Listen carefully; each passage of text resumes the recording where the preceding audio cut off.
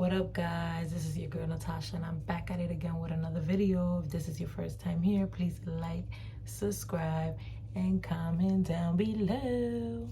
Alright, guys, so in this video I'm just going to be talking to you guys about my anxiety and depression journey. So I will talk about mental health and medication. So I'm basically just going to tell you guys all the medications I was on in the journey and how far along I have came and how I'm doing in the present moment.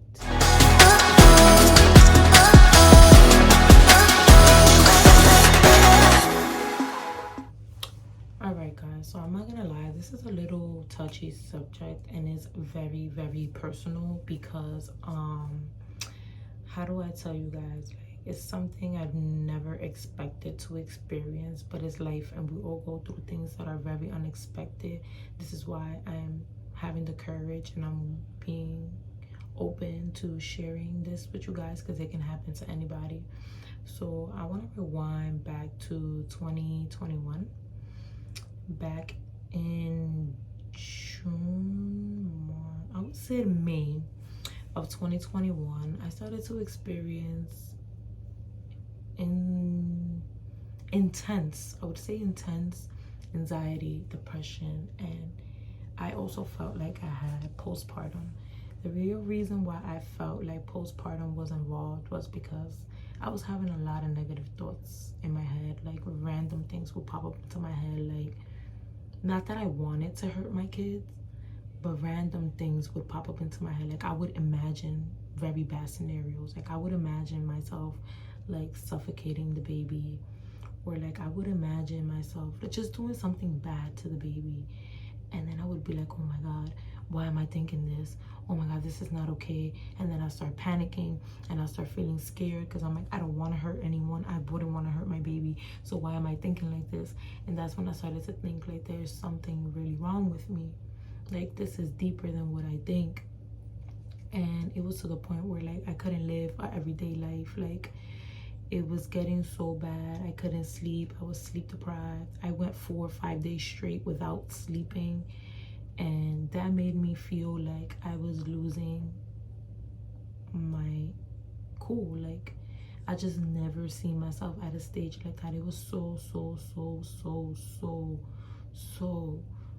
bad, and I don't wish that upon my worst enemy. Like, I swear that if I wasn't so scared of dying, I think I would have killed myself because of how bad it was. And every day I would wake up and I would not want to be here.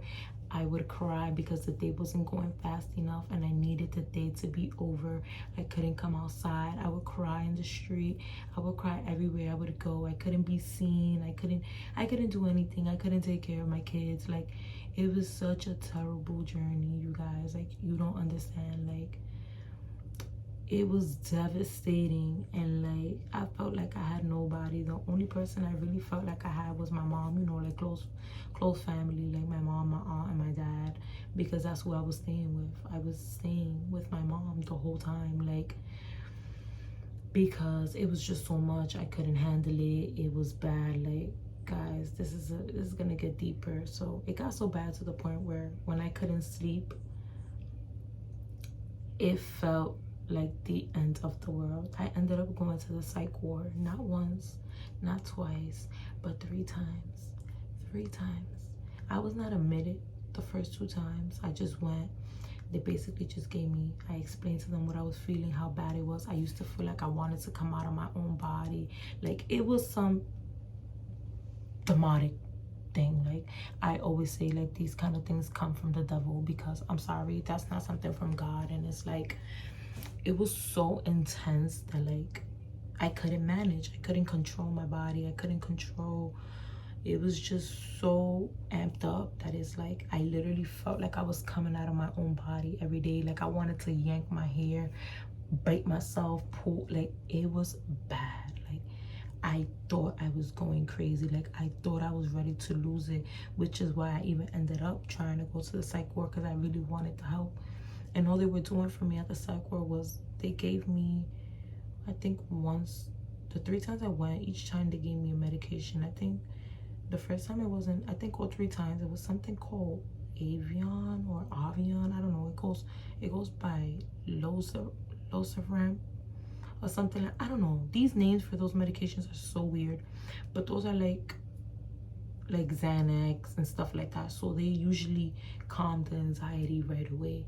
Like it will take it away instantly, like 30 minutes or so. But for me, it will just make me feel so stressed, but I will still be feeling everything I'm feeling. Like I'm still anxious, I'm still feeling like I'm coming out of my own body, but I'm tired. And since I can't sleep, I'm sleep deprived, I'm just tired. I'm not gonna lie though, but when I did take those medications, it did allow me to sleep at least for a few hours. So I kind of wanted to go back just so they can give me that and I can sleep. Like I felt like if I didn't sleep, I was going to die. It was going to be the end for me, because if you don't sleep, it's like you need sleep to function. So I really wanted to go in for the pill just to be able to sleep. Like it was that bad. Then that happened within like June, when I had to go there. Maybe June, July. No, actually that was all between May and June. All right guys, so yeah, basically that was within the month of May and June where all of that was occurring.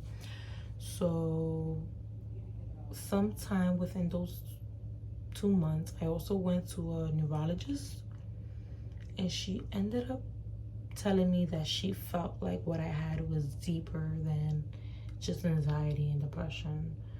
So she ended up giving me a medication. I forgot the name. I wish I had like the bottles and stuff with me, but I put them all over the place, and I'm not even home. I'm in my mom's house. So I definitely don't know the name of that, but I'm telling you, it was for bipolar disorder. I'm not even bipolar. So I really didn't want to take that medication, but at this point I just wanted a cure. Like I just wanted something to fix me. Like I couldn't keep living that way. Like it was just crazy.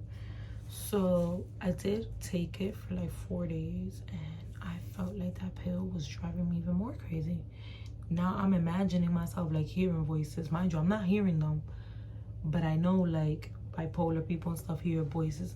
So now I'm here putting in my head that I'm hearing stuff, and it also wasn't allowing me to sleep. So I couldn't take it. I couldn't do that. I couldn't drink that pill. I left that alone right away. Like then after that, I was like, no, I need to find something. I need it. I forgot to mention that one of the times that I did get admitted, they actually wanted to admit me just one time in the psych ward, just to see like what is it that I experienced overnight.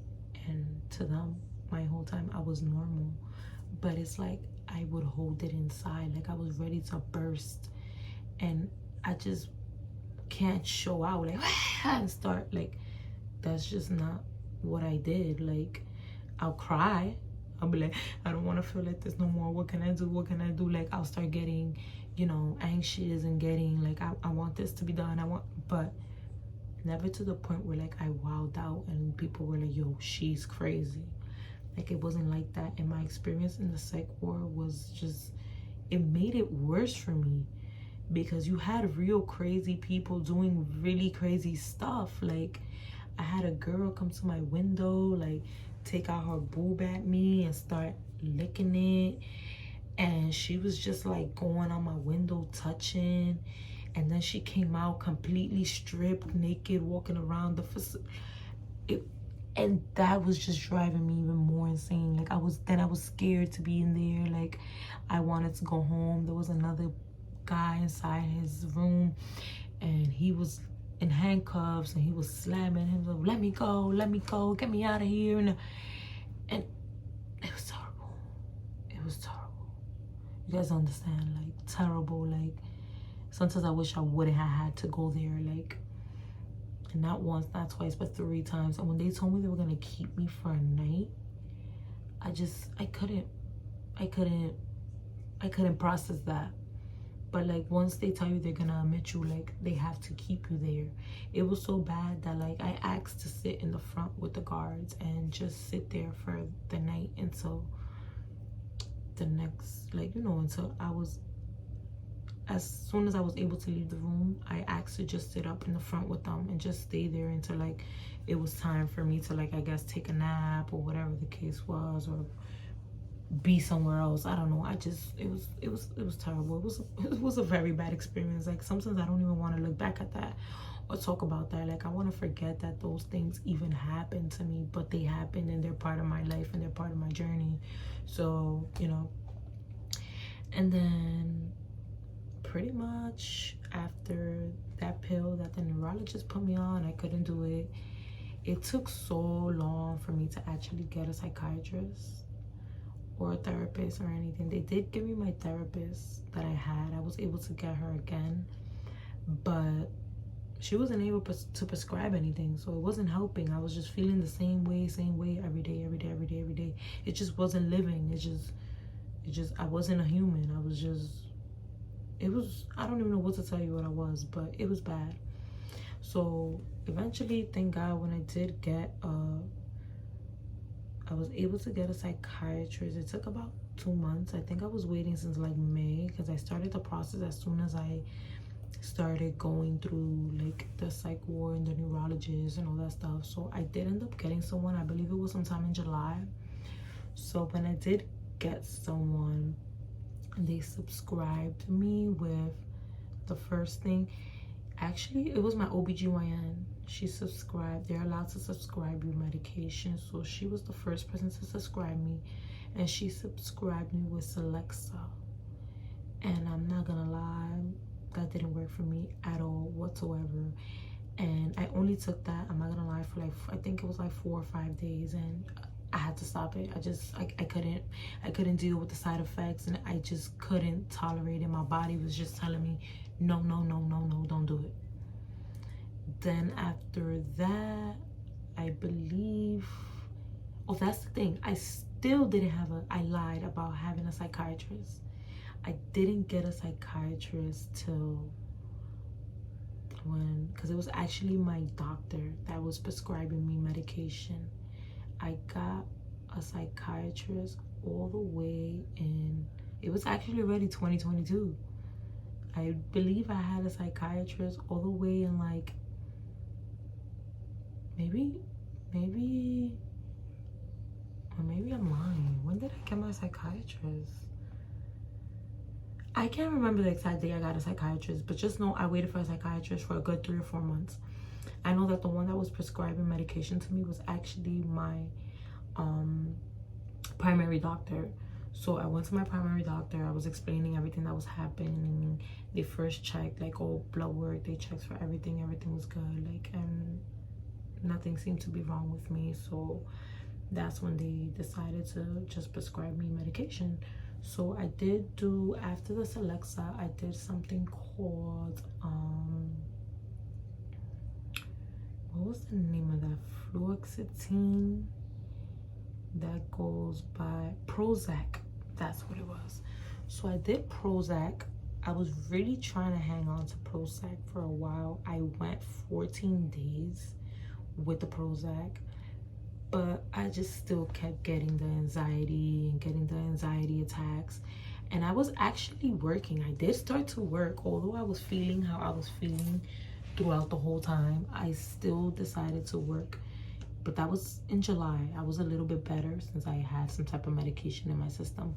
I was a little better, so I was able to at least work and try to get it together. Even though I had my moments, I was having certain attacks, I was having certain things in the street. I was still not very comfortable taking trains. I was taking a lot of cabs. Like, it was a lot going on, but I was trying. I was putting the effort to try to get out of what I was going through. So the Prozac actually did not work for me as well. Then I know when I called the doctor and told her that wasn't really working, how I was feeling. I wake up feeling more tired. I don't feel energized. I'm trying to explain all the side effects and everything, and I'm like, I'm trying to give my body time, but I just seem to feel the same. Now, after that, she prescribed me something called, it starts with an E. What was the name of that? So many medications. Oh my god, I really don't remember the name, but I I took that for one day, telling you. And it was rising my anxiety. Like, it just rised. And I called the next day and she was like, so how are you feeling? And I was like, this is bad. I feel more anxious. I just can't do it. I can't. She was like, you know what? I can't keep just changing you. And like, it's not working out for you. So, you know what? We just gonna have to wait till you get your psychiatrist. And then, you know, they'll work it from there. I'm just like, wow. So this is how mental health works. Like, you just have to like suffer in your own pain until you can overcome it, or if you do overcome it. Some people don't. Some people kill themselves. Some people just can't handle it. It's a lot to deal with. I felt like I couldn't handle it.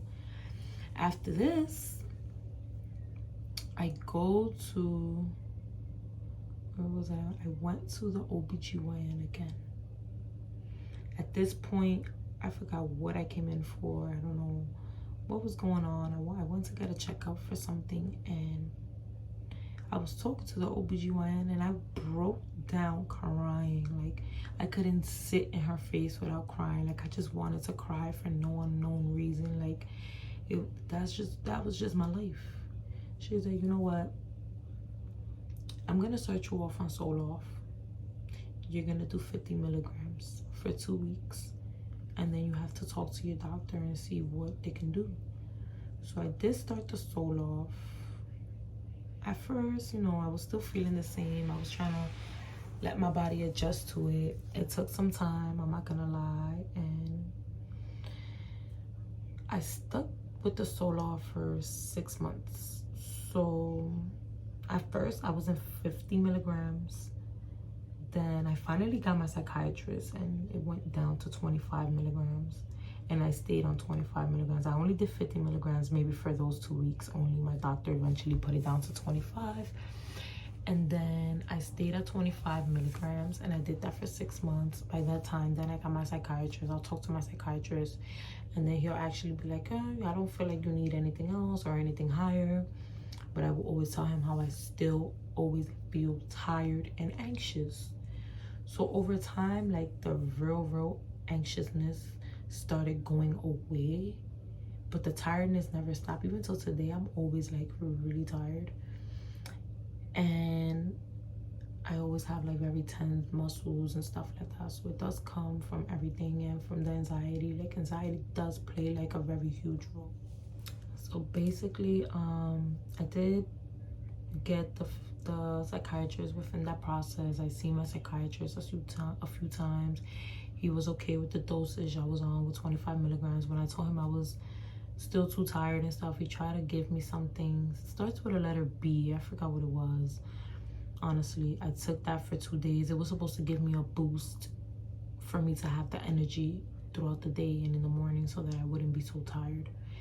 And that was just making my anxiety worse. So he stopped that and only kept me on the Zoloft. The Zoloft very much helped with emotions. Like, it wasn't allowing me to cry. I didn't cry so I started the Zoloft back in September 2021.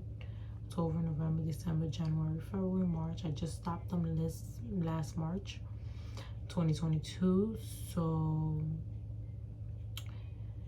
yeah, it didn't allow me to cry all the way from September. Actually, September, October, November. Back in November, I had an episode where I broke down crying really bad, and it was one of those episodes where I was like, I can't do this no more. I can't take it. I don't want to do this. I drank a pill, and then after that, I legit tell you, I didn't have another crying episode like I was having in a long time. It was like 3 months where I just couldn't cry. Like, I was just numb. Like, and even sometimes I still feel like I'm kind of numb. Like, it's not so easily for me to just break down crying. Like, yeah, like if I start talking about certain things, and, you know, of course I still have feelings and certain things still do get to me and stuff. So I can cry. But the way I was crying, like, it helped me numb my feelings, which is why medication is not good, because like it really numbs you. And it's like, you don't want to be numb. And it's not only about numbing me. I wasn't really a zombie because of the milligrams I was taking. It wasn't a lot. When I was on 50, I felt very like out of it, very like I can be a zombie. But at 25 milligrams, it wasn't so bad, but I still always felt like you feel the medication in you, like you feel something, like you don't just feel like your regular self, which is another reason like I've never wanted to be on medication. Like it's something I never thought of, anything I never wanted to do, but like at that moment in my life, like I felt like I needed the help, and it's like there was nothing in this world that I felt like could help me. And like I said, the only thing I turned to was God. And it's like I begged and I prayed and prayed that I could let this medication go, and I thought I couldn't do it. Like I really felt like it's something that wasn't gonna happen for me. And I'm on like my 3rd or 4th month now where I haven't touched not one medication. I have not looked back at medication. And even speaking to I no longer have a psychiatrist, a therapist, nothing. Like the last time I spoke to my psychiatrist, which wasn't that long ago, was back in June, and he just like followed up with me to see how things were going and what I was doing. And he honestly, beforehand, in February when I seen him, he just told me to finish up the medication that I had, and that honestly he thought he was just gonna take me off of them after I finished, because basically I didn't really need them, because he didn't see like me needing them. Like he just felt like I was able to overcome it on my own, and that I was doing better, and that there was nothing much he could really do for me, because there was nothing else he can combine for me or give me or like switch me to, because he feels like anything else in the same category I've tried, it didn't work out. He didn't want to give me something that was going to make it worse, you know. So he really felt like there was nothing much he can do for me. So he was already ready to basically take me off of it. So I was like, you know what? Why should I wait any longer? Why should I continue to take this medication a whole nother month? Because I wasn't supposed to see him till June. That was back in February. I was supposed to take the medication throughout March, April, May, and June, and see him in June, and then he'll decide what he wanted to do. But I really sat down and I was like, you know what? This is what I'm going to do. It's March. It's about to be March. If I continue to just add the medication to my body, I'm just getting myself more used to taking this medication. So my body is getting adjusted to this medication.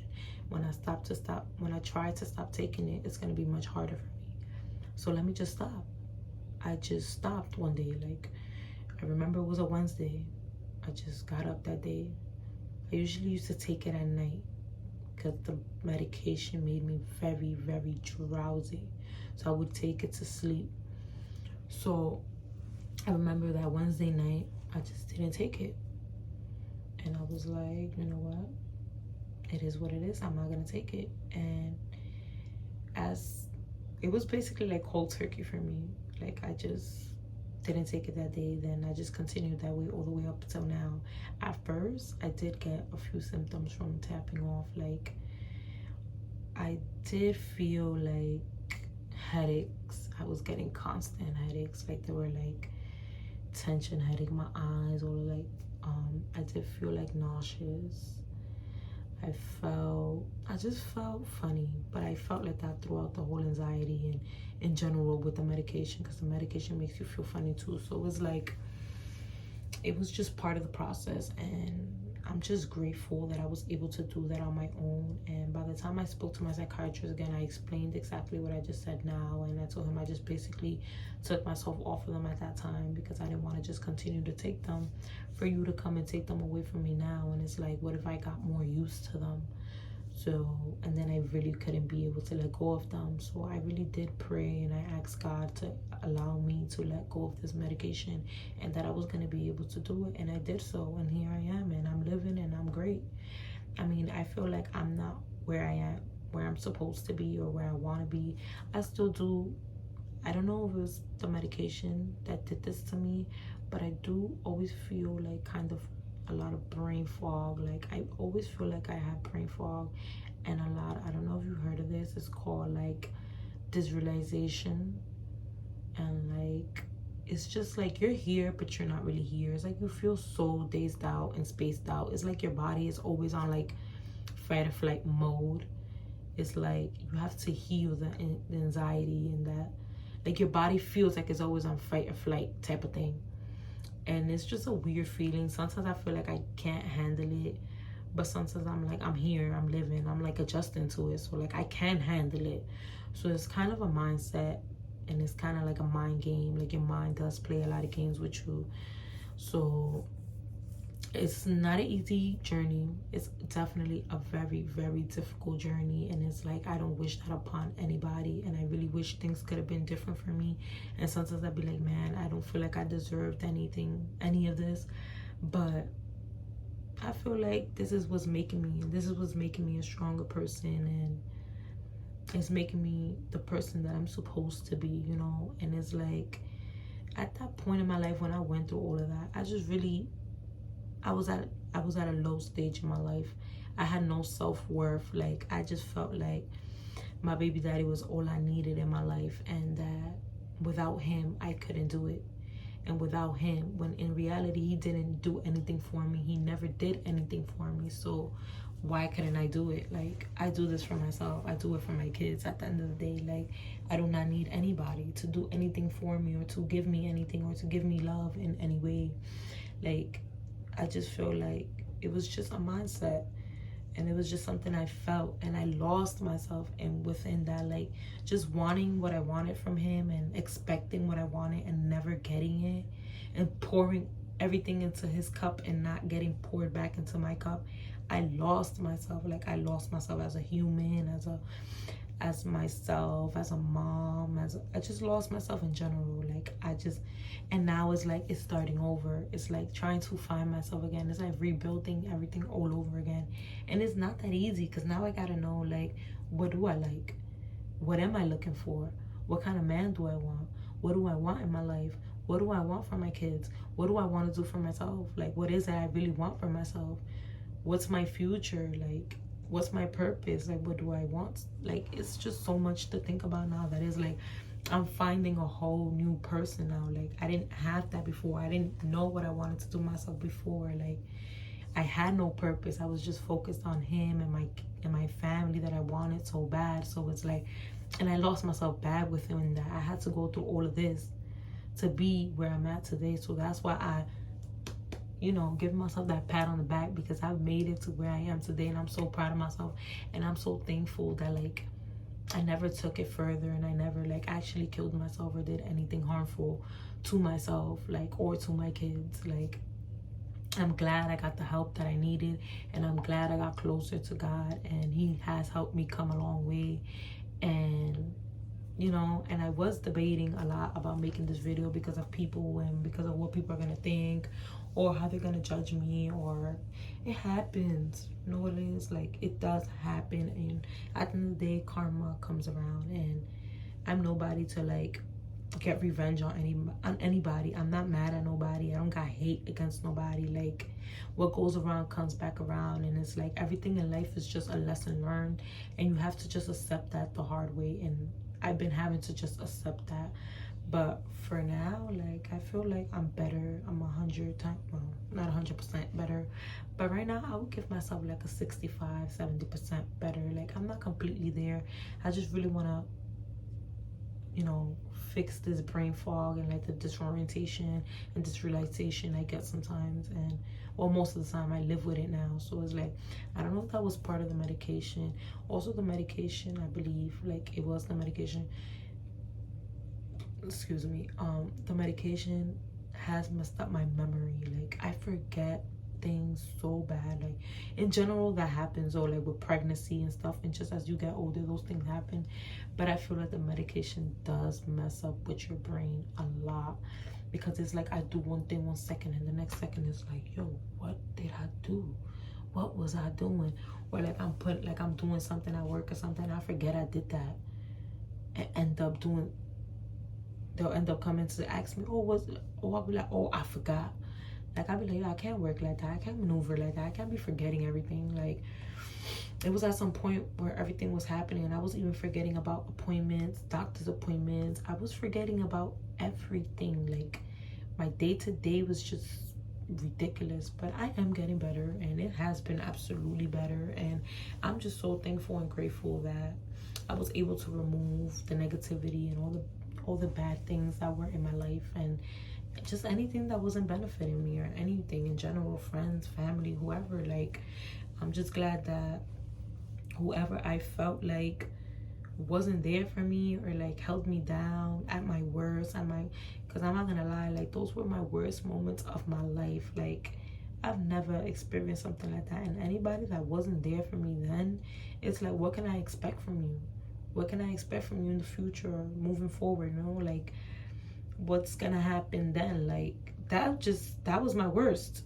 That was the worst thing that could have happened to me. What if I'm at my best now, and then y'all want to? No, it doesn't work that way, and that's just not the way life works. And sometimes people just have to understand that it's not about being grimy. It's not about being, you know, how do I say? It's not about feeling better than nobody, or being better than anybody. It's just life. It's not. That's just not how it works. And after having my kids, and and going through everything I went through, like, I've learned a lot. I've picked up on a lot, and it's just a lot I'm not willing to take no more, and just a lot I'm willing to just, you know, close those doors. Like, that's what you gotta do sometimes. You gotta close doors for new ones to open, and if you don't, then you're always going to be in the same predicament. You're going to be stagnant for the rest of your life, and that's not what I want for myself. I do want the best. I do want more, and I want to be successful. And I do want to be successful for my kids and me, you know, especially for my kids. Like, I want to be able to give them the world. Why not? Like, you could do anything you set your mind to do, you know. But yeah, I mean, that's pretty much all I have for my mental health journey. Nobody really asked me questions and stuff, you know. I really don't have much people. I don't have that much support, you know, yet. So, you know, no one really asked any questions about what you guys wanted to know specifically, but I just wanted to let you guys know the journey and how serious it can be and how serious it can get. And if you ever feel like you need to kill yourself, or like, please, or you feel like something is not right, get help. And it's not an easy process. The help is not handed to you. Like, you have to really be strong, because you can go months, 1, 2, 3, 4 months without anyone willing to help you. Like, people don't take mental health serious. Like, they just see it as you're crazy, or like, no, it's so much deeper than that. Like, the emotions, the physical, the everything you go through is sometimes worse than even having a real, like, medical condition. Like, it's worst, because it's with yourself. You're battling yourself every day, every night. Like, you're battling within yourself, and it really affects your day-to-day life. And it's like, you want to be a normal person. You start to feel like you're not normal. It's not that you're not normal. It's just sometimes so much trauma and so much things that go on around you and in your life really just cause these things. And people don't speak about this enough. Like, people try to act like mental health, oh my god, you're retarded, you're stupid, or you're full of shit, you just want attention, no, it's not. It's deeper than that. And I have people of my own family, certain people of mine telling me I was doing this for attention, and I just want attention, and I just want someone to help me, and I just want people to take care of my kids, and no. I would never in my life put up a front of something so serious. I felt like I died. I felt dead every day of my life. Every day I wake up and I'll tell God, please take me out. Please, I don't want to be here. Or I'll say, God, I do want to be here, but just not in this way. Please help me. Like, I don't know what's pain until you go through something so traumatic. Like, it was so traumatic. This journey was probably the worst journey. And I know there's people out there that have went through so much worse and go through so much worse and are still here. And you know what? I don't even know how to express myself towards you guys, because it's like, you guys don't know how strong you are. You have to be so strong in life to go through the things that half these people in this world go through that we're not even aware of, and just keep going. Because what people go through within closed doors, we really don't know. That's why you have to be kind. You have to be good to others, because we really don't know anyone's life. We don't know what anyone's going through. Right now, that person you were just mean to could probably go home and kill themselves just because of the action you decided to take upon them without knowing them. You know what I'm saying? Like, it's little things like that that I really do think about. And what I did go through has really changed my perspective in a lot. It has made me nicer with people and made me nicer towards certain things, and has made me appreciate things much more and just take everything in and be more grateful about certain things, you know, because it's like life is too short, and it's like I just feel like I would never want to go back there, and I can't wait till I'm 100% where I want to be, and I'm completely happy, and I can like shout it to the world like, yes, I did it, I'm happy, I'm exactly where I want to be, I'm almost there. And it's like, I'm thankful, I'm grateful, and I can't thank God enough for everything he has done for me. I am God's child, and I am very much protected, and I'm grateful, I'm thankful to be protected and loved by someone so special, which is God. Like, no one would ever love you the way God loves you, and that's just something you have to learn and accept, that we are God's children, and he's the only person that's gonna love us and be there for you the way we want other people to be there for us. And that's just not the way life works. But that's all I have for you guys. Thank you all so much for watching. Don't forget to like, subscribe, and comment down below. Love you guys. Bye. See you guys in my next lit video.